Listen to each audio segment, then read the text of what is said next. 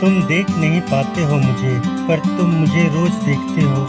मैं तुम्हारे आसपास ही हूँ, तुम जाने कहाँ कहाँ ढूंढते हो।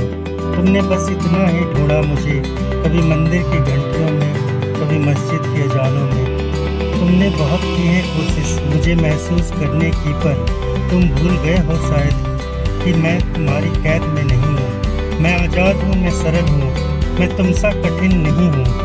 मैं नदी में बहता तरल हूँ, मैं हवा हूँ, मैं अविरल हूँ। मुझे महसूस करना है तो सुनो बारिश की आवाज़, देखो गौर से आसमां में उड़ते परिंदों की परवाज़।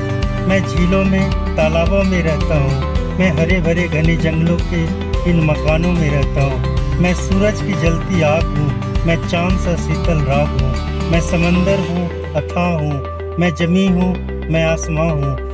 मैं ही हूँ फूलों के रंगों में, मैं ही रात हूँ, मैं स्याह हूँ।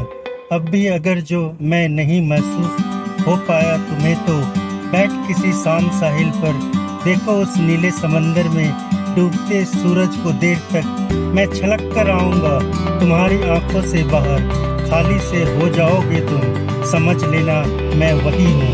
मैं सांस हूँ, निरंतर हूँ, मैं भाव हूँ, तुम्हारे भीतर हूँ।